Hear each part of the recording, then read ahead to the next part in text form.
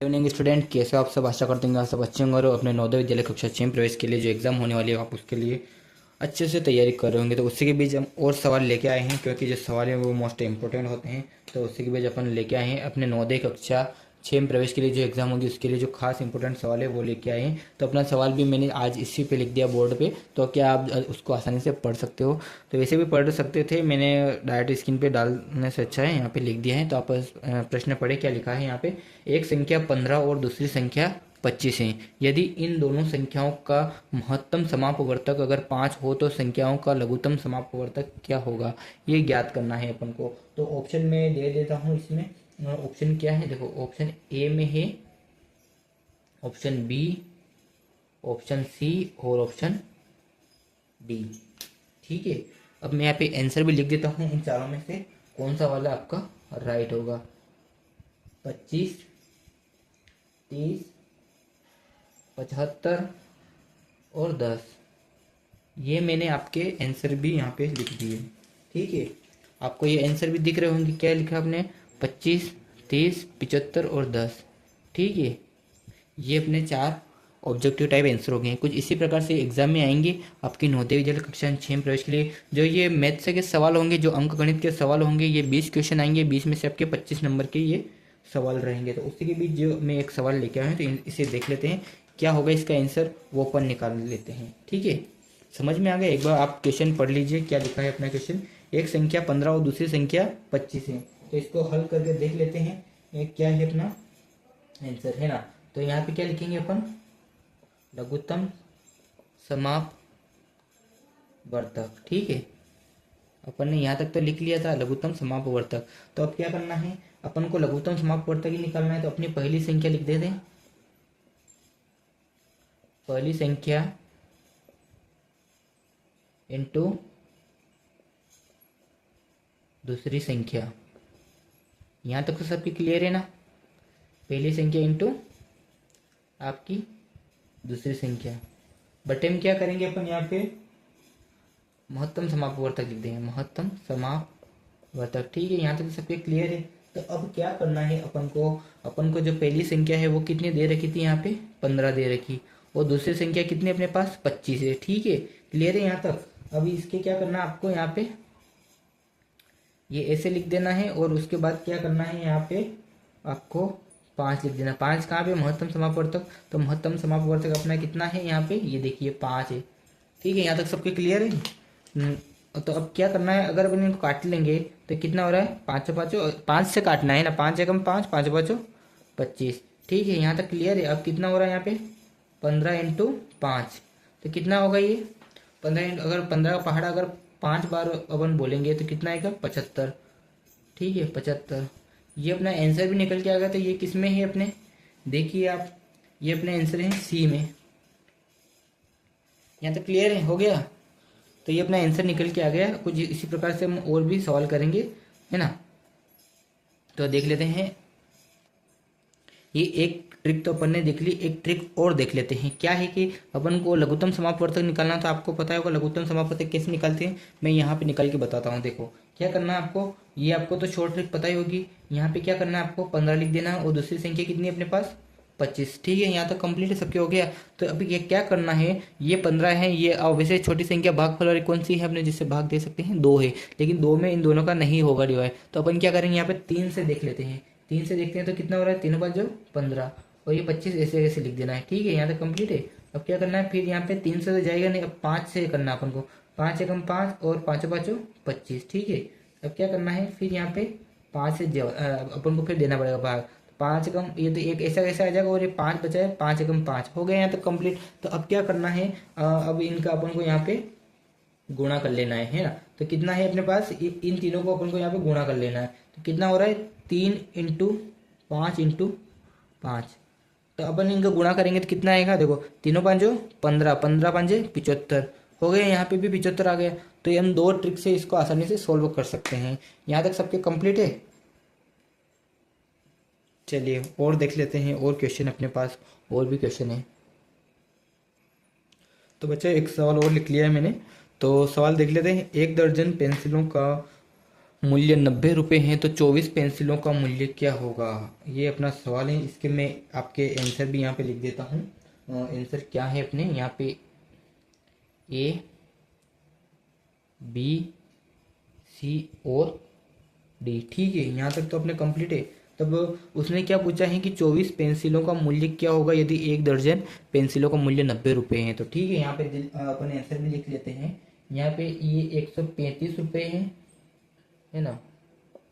और उसके बाद कितना है अपने पास, 130 रुपये ये है। और उसके बाद क्या है अपना, मैं रुपये को ऐसे लिख रहा हूँ आगे, अब 180 रुपये है। और अपना लास्ट वाला है 120 रुपये है। यहाँ तक सबके क्लियर हो रहा है, नज़र आ रहा है सबको? ठीक है, नज़र आ रहा है। चलो, तो अपना एक आंसर ये बोल रहा है कि यदि 1 दर्जन पेंसिलों का मूल्य 90 रुपये है तो 24 पेंसिलों का मूल्य क्या होगा, ये अपन को ज्ञात करना है अभी इसी वक्त। तो अपन इसको सोल्व करेंगे। तो अपना जो सवाल है आपके सामने है, क्योंकि ऐसे ही मोस्ट इंपोर्टेंट सवाल आपके एग्जाम में आएंगे, तो आप ध्यान रखना बच्चों।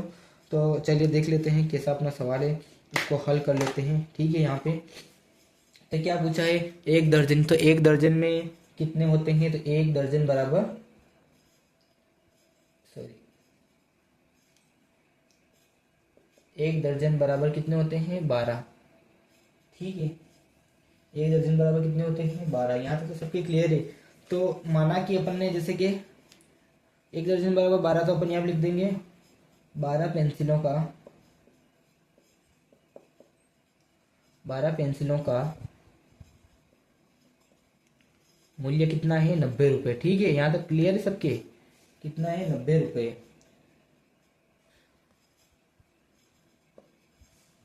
तो एक पेंसिल का मूल्य बराबर,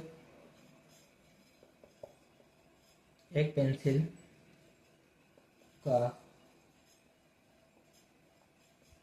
मूल्य बराबर 90/12। ठीक है, तो अब क्या करना है अपन को, 24 पेंसिलों का मूल्य निकालना है। वैसे भी इनको आसानी विधि से निकाल सकते हैं, क्योंकि अगर 12 पेंसिलों का मूल्य 90 रुपये है तो यानी कि 1 दर्जन बराबर 12 होते तो 2 दर्जन मतलब 24 होते हैं। ये यहाँ तक सबके क्लियर है। तो अगर 1 दर्जन का मतलब 90 रुपये है तो 2 दर्जन का मतलब क्या होगा, वैसे आप समझ गए होंगे आंसर तो।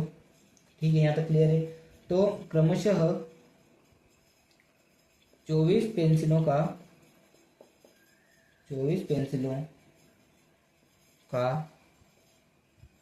मूल्य बराबर कितना होगा, 90 इंटू 24/12। तब इनको काट भी लेते हैं तो अपना जो आंसर है वो निकल के आ जाएगा, 12 दूना 24। तो अब अपने पास कितना बचा है, 90 इंटू 2। क्लियर है, 90 इंटू 2। तो अब आंसर कितना होगा बताइए, 180। कितना हो रहा है आंसर अपने पास, 180 निकल के आ रहा है। 180 रुपये की 24 पेंसिलों का मूल्य कितना होगा, 180। तो अपना राइट आंसर कौन सा निकल के आया, ये सी वाला। ठीक है, यहाँ तक सबके क्लियर है। तो ये अपना राइट आंसर निकल के आ गया। कुछ ऐसे ही क्वेश्चन आएंगे एग्जाम में जो कि आपको डिसमिस करेंगे, आपको डिस्टर्ब करेंगे। कुछ ऐसे एग्जाम में आपके क्वेश्चन आएंगे। तो एक सवाल और देख लेते हैं इसके साथ साथ। तो स्टूडेंट सवाल देखिए आपके सामने आ गया है। सवाल कुछ इस प्रकार का है, समझ लीजिए पहले सवाल को क्या कह रहा अपना सवाल, क्योंकि नवोदय विद्यालय कक्षा 6 प्रवेश के लिए जो कुछ ऐसे ही क्वेश्चन आएंगे। तो सवाल देख लेते हैं अपना सवाल क्या है। वह छोटी से छोटी संख्या क्या है जो पूर्ण वर्ग हो और तथा 2, 6, 8, 10 से पूर्णतया विभाजित हो जाए। मैं ऑप्शन लिख देता हूँ आपके सामने। तो अपना ए वाला जो ऑप्शन है वो क्या है, 360, सॉरी मैं ग्रीन से लिखूंगा, बी, सी और डी। ये अपना फाइनल क्वेश्चन है आज का। तो आज यहीं समाप्त करेंगे, इसको कर लेते हैं पहले। 360, 3600, 120 और 36, ये 4 ऑप्शन मैंने दे दी हैं आपके सामने। इनमें से एक अपना राइट आंसर है। तो वो किस प्रकार अपन इसको हल करेंगे वो देख लेते हैं। तो इसकी शानदार से शॉर्ट से ट्रिक है। अगर वो कुछ इस प्रकार के अगर आपसे सवाल पूछ रहा है तो आपको क्या करना है, अगर वो छोटी सी अपन को जो पूर्णतः विभाजित हो जाए तो वो संख्या निकालनी है। तो उसके लिए अपन लघुत्तम समापवर्तक जो विधि है उसका इस्तेमाल करेंगे आज यहाँ पर। तो क्या करते हैं अपन को, ये तो आपको पता ही होगा, लाइन खींचनी है। उसके बाद फिर एक हॉरिजॉन्टल एक वर्टिकल लाइन खींच लेनी है, ये तो आपको पता ही होगा। तो इस प्रकार इसका नक्शा बना लेना है, 2, 6, 8 और 10। ठीक है, यहाँ तक सबके क्लियर है। तो अब क्या करना है अपन को, यहाँ पे इनका लघुत्तम समापवर्तक निकालना है ना। क्या करना अपन को यहाँ पे इनका लघुत्तम समापवर्तक निकालना है। क्या करना अपन को यहाँ पे ले लेना है 2। पहले 2 से इसको डिवाइड करके देख लेते हैं। 2 एकम 2, 2 तिया 6, 2 चौके 8 और 2 पंजे 10। ठीक है, यहाँ तक कंप्लीट है। फिर अपन को यहाँ से 2 से देना होगा क्योंकि 4 है इसमें, तो 1 ऐसा कैसे आ जाएगा, 3 भी ऐसा कैसे आ जाएगा, और 4 है तो 2 दूनी 4 और 5 ऐसा कैसे आ जाएगा। ठीक है, यहाँ तक कंप्लीट है। अब क्या करना है यहाँ पे फिर 2 से देना है क्योंकि इसमें 2 आ रहा है। ये 1 ऐसा कैसे आ जाएगा, 3 ऐसा कैसे आ जाएगा, और 2 एकम 2 और ये 5 ऐसा कैसे आ जाएगा। अब 3 से देना पड़ेगा क्योंकि इसमें 3 संख्या है इसमें, तो 3 एकम 3 आएगा। तो यहाँ पे 1 ऐसा कैसे 3 एकम 3 और ये 1 ऐसा कैसे 5 आ गया। अब क्या करना है अपन यहाँ पे फिर 5 से देना है। ये 1 ऐसा कैसे आ गया, 1 ऐसा कैसे, 1 ऐसा कैसे और ये 5 आ गया। ठीक है, ये अपने सॉरी यहाँ पे 1 आएगा क्योंकि 5 से अपन इसको डिवाइड कर रहे थे। ये अपना पूरा निकल के आ गया है, आंसर इसमें अभी निकल के आ जाएगा। तो इसको देख लेते हैं। तो चलिए अपना इनको जोड़ लेते हैं। लघुत्तम समापवर्तक लिख लेते हैं। पहले क्या करना है, देखो कितनी संख्या अपने पास, 2 इंटू 2 इंटू 2 इंटू 3 इंटू 5, कितना निकल के आ रहा है, 120 निकल के आ रहा है। यहाँ तक क्लियर है। तब क्या लिखना है अपन यहाँ पे, अतः वह पूर्ण संख्या 30 इंटू 120 है। 30 कहाँ से आया, तो इनको अपन ने कॉमन ले लिया है, तो 2 और ये 3 इंटू 5 कितना हो रहा है, ये यहाँ पे अपना ये 30 होगा। तो इनका अगर मल्टीप्लाई कर लेंगे अपन तो कितना हो रहा है यहाँ पे 3600 है ना। ये लघुत्तम संख्या है, लघुत्तम संख्या। तो राइट आंसर कौन सा निकल के आया अपने पास, ये बी वाला। क्लियर है सबके यहाँ तक, ये अपना बी वाला राइट आंसर निकल के आया। तो अभी के लिए इतना ही, अपन कल और नए सवाल सोल्व करेंगे। तब तक के लिए धन्यवाद। जय हिंद, जय भारत।